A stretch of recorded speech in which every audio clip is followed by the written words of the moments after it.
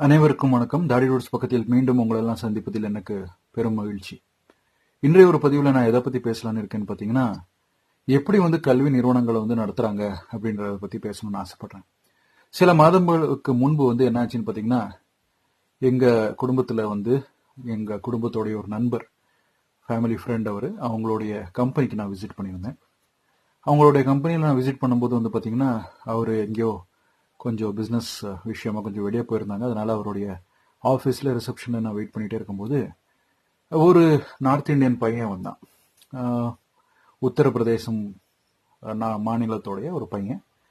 அவங்ககிட்ட அப்படியே பேச்சு கொடுத்துட்டே இருக்கும்போது எங்கேப்பா வேலை செய்கிற அப்படின்றப்போ அந்த பையன் சொன்னான், சார் இப்போ நான் யூபிஎஸ்ல இந்த டிஸ்டில் வாட்டர்லாம் போடுறாங்க இல்லையா, அந்த வேலை நான் செய்கிறேன் சார் அப்படின்னா. நன்றி, நல்ல விஷயம். என்ன படிச்சிருக்கேன் என்ன அப்படின்னு விசாரிக்கிறப்போ அந்த பையன் சார் நான் டிப்ளமா படிச்சிருக்கிறேன், இதுக்கு முன்னாடி ஏதாவது வேலை செஞ்சப்பா, இதே வேலை தானே அப்படின்றப்போ, ஆமாம் சார் நான் ஒரு கல்வி நிறுவனத்தில் நான் வேலை செஞ்சேன். உத்தரப்பிரதேச மாநிலத்தில் தான் அது ஒரு பெரிய ஒரு பல்கலைக்கழகம். அங்கே நான் வாட்ச்மேனாக, நைட் வாட்ச்மேனாக வேலை செஞ்சேன், செக்யூரிட்டி கார்டா அப்படின்னு சொன்னான். நல்ல விஷயம் அப்படின்னு அப்படியே பேச்சு கொடுத்துட்டே இருக்கும்போது பார்த்தீங்கன்னா, அங்கே அவங்க மாநிலத்தில் இருக்கக்கூடிய அரசியல் இதெல்லாம் பேசிகிட்டே இருந்தோம். பேசிட்டே இருக்கும்போது அந்த பையன் கல்வி சம்மந்தப்பட்ட விஷயங்களெல்லாம் பேசிட்டு இருக்கும்போது என்னை பற்றி கேட்கும்போது நானும் சொன்னேன், நிறைய கல்லூரிகள்லாம் நான் பணியாற்றிருக்கேன். அதே போல் பார்த்தீங்கன்னா நானும் ஐடி துறையில் கூட நான் பணியாற்றிருக்கேன். அப்புறம் எனக்கு சில கான்டாக்ட்ஸ் நண்பர்களெல்லாம் இருக்காங்க. அவங்க எல்லாருமே இந்த மாதிரியான பொதுவான நிறைய துறைகள்லாம் இருக்காங்க அப்படின்னு அப்படியே பேச்சு கொடுத்துட்டே இருக்கும்போது பார்த்தீங்களா, அந்த பையன் அந்த மாநிலத்தில் இருக்கக்கூடிய அந்த பல்கலைக்கழகத்தை பற்றி சில விஷயங்கள் சொன்னான். நான் கேட்டேன், ஏன்ப்பா அங்கே நல்லா தானே இருக்குது வாட்ச்மேன் டியூட்டி அப்படின்னா, இல்லை சார் சம்பளம் கொஞ்சம் கம்மியாக கொடுக்குறாங்க, அதனால தான் வேலை தேடி நான் இங்கே வந்துட்டேன். இங்கே எங்கள் நண்பர் ஒருத்தர் வீடு எடுத்துருக்கிறாரு, பிஜி மாதிரி, அங்கே தங்கியிருக்கேன். நான் பகலில் இந்த மாதிரி டிஸ்டில் வாட்டரும் அது அப்புறம் தண்ணி கேன் சப்ளை பண்ணுறேன். நைட்டில் ஏடிஎம்மில் நான் வாட்ச்மேனாக வேலை செய்கிறேன் சார் அப்படின்னா.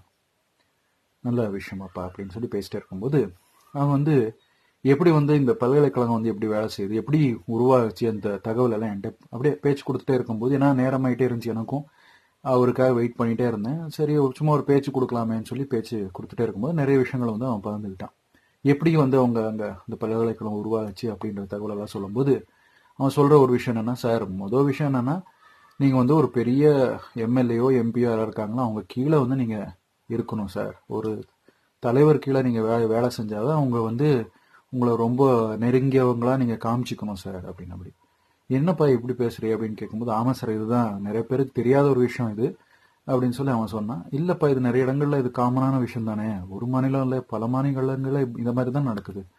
ஆமா சார், அவங்களுக்கு தனியாரா ஆஸ்பத்திரி கட்டுறவங்களா இருக்கட்டும், அதே போல பாத்தீங்கன்னா கல்லூரிகள், அப்புறம் ஸ்கூல் கட்டுறவங்களா இருக்கட்டும், அவங்க எல்லாருமே ஒரு அரசியல்வாதியோடைய ஒரு கனெக்ட் வச்சிருப்பாங்க சார், நெட்வொர்க் வச்சிருப்பாங்க அப்படின்னு சொல்லி இந்த பையன் சொன்னான். அதுக்கப்புறம் அப்படியே ஒரு படியா மேலே போயிட்டு, சார் அங்கே எப்படின்னா ஹிந்தியில சொன்னான். நான் எனக்கு ஹிந்தி தெரிஞ்சதுனால ஹிந்தியிலே பேசிட்டு இருந்தோம். அங்கே என்ன சொன்னாங்கன்னா, சார் நீங்கள் நல்லா ஜாலரா போடுறீங்க அரசியல்வாதிக்குன்னா, அந்த அரசியல்வாதி உங்களை கூப்பிட்டு வச்சுக்குவான். ஒரு 5-10 வருஷம் அவன் கூடவே நீங்கள் சுற்றிட்டே இருக்கணும் சார், ஜாலரா அடிக்கணும், நீ தான் பெரிய ஆள், ஆஹா ஓஹோன்னு அவனை பொழுது பேசணும். அதே போல் பார்த்தீங்கன்னா அவன் கூடவே அவனுடைய பிஸ்னஸ் அந்த மாதிரியான ஆக்டிவிட்டீஸ்லையும் நீங்கள் அப்பப்போ உங்கள் தலையை காட்டிட்டு வந்தீங்கன்னா போதும் சார், நிறைய விஷயம் நீங்கள் அங்கே கற்றுக்கலாம். எனக்கு தெரிஞ்ச ஒரு டிரைவர் கூட அந்த அரசியல்வாதிக்கு வண்டி ஓட்டிகிட்டு இருந்தார், அவரு கூட நிறைய தகவல் எனக்கு சொன்னார். அதில் இந்த பல்கலைக்கழகம் எப்படி கட்டினாங்கன்ற ஒரு தகவலும் சொன்னார் அப்படின்னு சொல்லிட்டே போனான். சரிப்பா என்ன விஷயம் சொல்லுப்பா, கிளியராக நம்ம தெரிஞ்சுக்கலாம், எப்படி கட்டுறாங்க என்ன அப்படின்றப்போ அவங்க சொன்ன விஷயங்களை இங்கே பகிர்ந்துக்கணும்னு ஆசைப்படுறேன். அவன் இந்தியிலேயே பேசிட்டே இருக்கும்போது அவன் சொன்ன விஷயம் என்ன அப்படின்னு பார்த்தீங்கன்னா, சார் இந்த மாதிரி என்ன பண்ணுறாங்க, அரசியல்வாதிகளுடைய நெட்வொர்க் என்ன இருக்கோ அந்த நெட்வொர்க்குள்ளே இவங்க இணையிறாங்க சார். இணைஞ்சிட்டு அவருடைய ஃபர்ஸ்ட் லெவலில் எப்படின்னா, ஒரு சின்னதாக ஒரு மாவட்டத்தில் ஒரு கவுன்சிலராகவோ அல்லது ஒரு மாவட்டத்தோடைய ஒரு சின்ன எம்எல்சி போஸ்ட்டோ எம்பி போஸ்ட்டோ அல்லது எம்எல்ஏ போஸ்ட்டோ ஏதாவது ஒரு போஸ்ட் வர்றதுக்கு முன்பு பார்த்தீங்கன்னா, ஒரு மாவட்டத்துறையில் பார்த்தீங்கன்னா அவங்க தெளிவாக ஒவ்வொரு சின்ன ஈவெண்ட்ஸ்லாம் கலந்துக்குவாங்க. இந்த கோயில் ஃபங்க்ஷன் ஆகட்டும் அல்லது ஒரு பொது நிகழ்ச்சிகளில் அவங்க கலந்துக்குவாங்க இல்லையா, அவங்க கூடவே அவங்க பயணிப்பாங்க. பயணிச்சுட்டே இருக்கும்போது என்ன ஆகும்னா, அவங்களுக்கு ஒரு பாண்ட் உருவாகுது. இத்தனை வருஷ காலமாக நம்ம கூட விசுவாசமா இருக்கிறானே அப்படின்னு நினைச்சு ஒரு பாண்ட் வந்து அவங்களுக்கு உருவாகுது. அதுக்கப்புறம் அவனுக்கு ஏதோ ஒரு பண்ணலாம் அப்படின்னு சொல்லிட்டு ஏதாவது பண்ணி கொடுத்துருவாங்க சார். அந்த மாதிரி தான் நிறைய பேர் வந்து பார்த்தீங்கன்னா சொந்தமாக தனியாராக ஒரு கல்வி நிறுவனத்தெல்லாம் அவங்க ஸ்டார்ட் பண்ணிட்டே போகிறாங்க சார் அப்படின்றத சொன்னாங்க.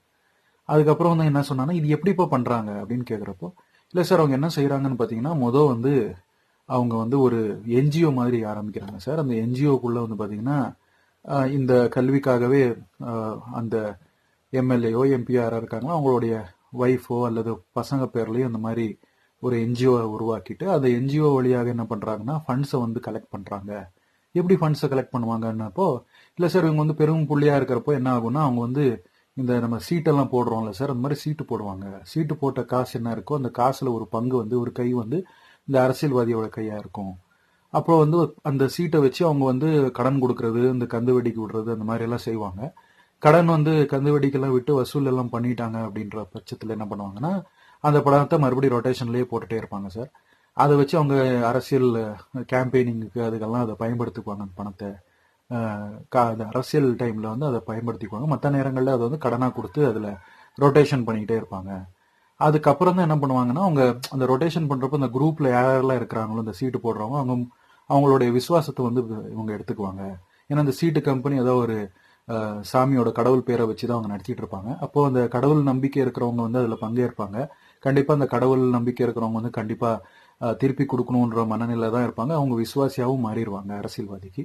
அதன் பிறகு என்ன பண்ணுறாங்க, அந்த சீட்டு கம்பெனி நடத்திக்கிட்டே இருக்கும்போது செப்பரேட்டாக வந்து என்ன பண்ணுறாங்க அப்படின்னு பார்த்தீங்கன்னா அந்த குரூப் யாரே இருக்காங்களோ அவங்களுடைய அந்த குரூப்பில் இருக்கவங்களுடைய குடும்ப நல்ல காரியங்களுக்கெல்லாம் கெட்ட காரியங்களுக்கெல்லாம் அரசியல்வாதிகள்லாம் போயிட்டு வருவாங்க.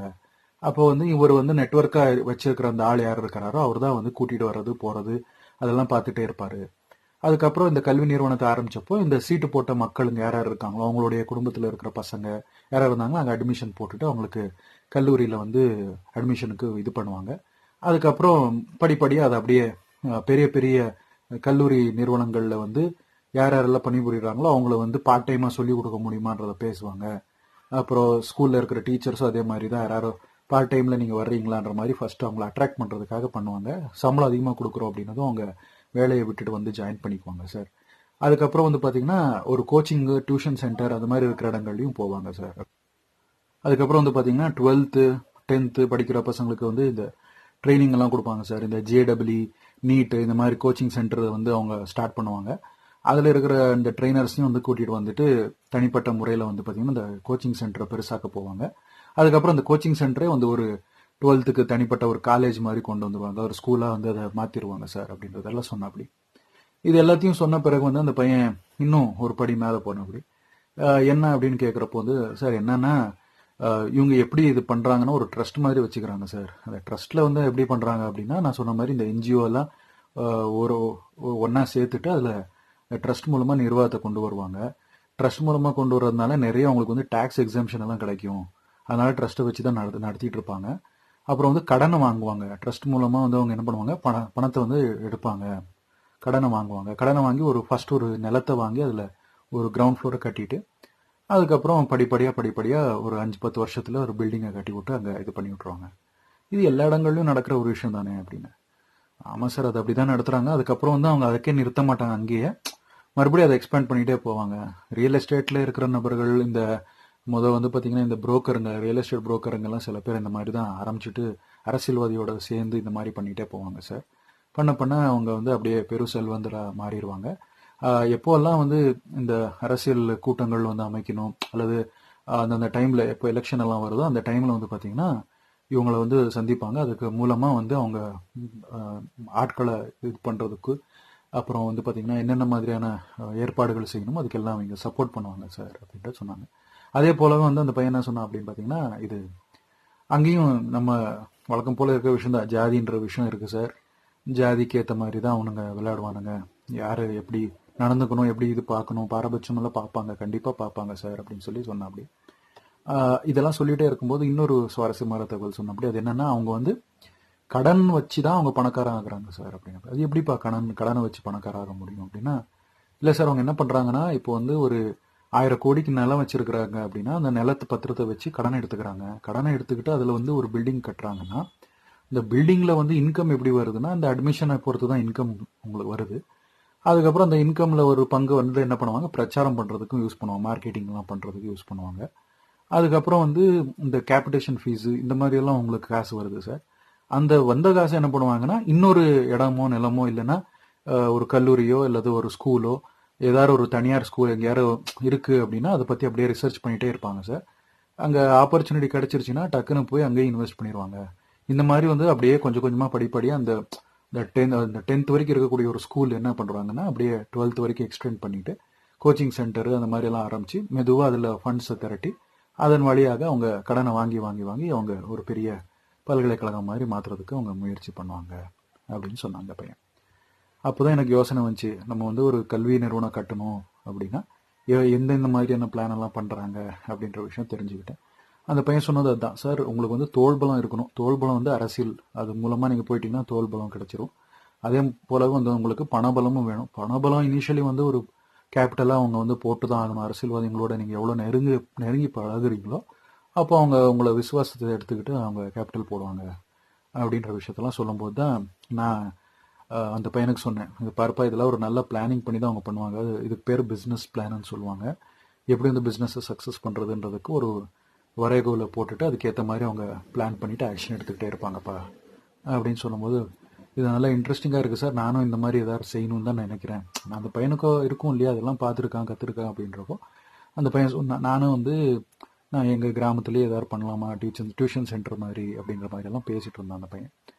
அப்போது வழக்கம் போல் எங்கள் ஃபேமிலி ஃப்ரெண்டு யார் சொன்னேனோ அவர் வந்துட்டார். இந்த அங்கிள் வந்ததுமே அவர் கூட பேசிகிட்டே இருந்தேன். இந்த பையன் அவன் அவ்வளோதான் சார், போயிட்டு வரேன் கிளம்புறேன் அப்படின்னு சொல்லிட்டு நம்பர் எக்ஸ்சேஞ்ச் பண்ணிக்கிட்டோம். அப்படியே கிளம்பிட்டான் அந்த பையன். ரொம்ப துருதுருன்னு இருந்த அந்த பையன் கண்டிப்பாக வாழ்க்கையில் வந்து வெற்றி அடையுவான். ஏன் இதை நான் உங்களுக்கு சொல்கிறேன் அப்படின்னு பார்த்தீங்கன்னா, ஒரு தொழில் ஆரம்பிக்கணும் அப்படின்னா சில நுணுக்கங்களை வந்து நம்ம தெரிஞ்சுக்கணும். அது எந்த தொழில் இருந்தாலும் சரி, எந்த துறை இருந்தாலும் சரி, அந்த நுணுக்கங்களை நம்ம தெரிஞ்சுக்கிட்டோம்னா வாழ்க்கையில் நம்ம வந்து நிச்சயமாக ஒரு நாள் இல்லை ஒரு நாள் நம்ம கண்டிப்பாக ஜெயிக்க முடியும். அதனால் ஒரே ஒரு துறையில் நான் வந்து கிளிங் ஆன் பண்ணிவிட்டு ஸ்டிக் ஆன் பண்ணிவிட்டு வாழ்நாள் பூரா அந்த பெஞ்சை தேய்ச்சிக்கிட்டே இருக்கணும் அப்படின்ற அவசியம் இல்லை. நீங்கள் வந்து உங்களோட திறமை எவ்வளோ இருக்கோ அந்த திறமைக்கு ஏற்ற மாதிரி எங்கே வேணுமாறும் போய் நீங்கள் பிஸ்னஸ் ஆரம்பிக்கலாம். நம்ம அரசியலமைப்பு சட்டமும் அதுதான் சொல்லுது. நீங்கள் இந்தியன் குடிமகனாக இருந்தீங்க, இந்தியன் சிட்டிசனாக இருந்தீங்க அப்படின்னா நீங்கள் வந்து இந்தியாவில் இருக்கக்கூடிய எந்த மாநிலத்தில் போய் கூட நீங்கள் வந்து தொழிலை ஆரம்பிக்கலாம். அந்த தைரியம் வந்து உங்களுக்குள்ள இருக்கணும் அப்படின்னா நீங்கள் வந்து உங்களை நீங்கள் பக்குவப்படுத்திக்கிட்டே போகணும். எவ்வளோ விஷயம் நீங்கள் தெரிஞ்சுக்கிட்டே போகிறீங்களோ அவ்வளோ வந்து உங்களுக்கு அது நன்மைக்கு தரும் அப்படின்றதுல மாற்று கருத்தே கிடையாது. இதுதான் வந்து வருங்கால இளைஞர்களான இந்த வியூவர்ஸ்கள் யாராவது இருந்தீங்கன்னா இதை பார்த்து தெரிஞ்சுக்கோங்கன்னு சொல்ல ஆசைப்படுறேன். மீண்டும் இன்னொரு வீடியோவில் நான் இன்னொரு சுவாரஸ்யமான விஷயத்தை பேச போகிறேன். இந்த வீடியோ உங்களுக்கு பிடிச்சிருந்தால் லைக் பண்ணுங்கள், உங்களுடைய கருத்துக்களை வேறு அந்த கமெண்ட்டில் தெரிவிச்சுக்கோங்க. மறக்காமல் இந்த விஷயங்களை உங்கள் நண்பர்களோடையும் பகிர்ந்துக்கோங்கன்னு சொல்லிட்டு இன்னொரு காணொலியில் நான் சந்திக்கிறேன். நன்றியுடன் உங்கள் சந்தேஷ்.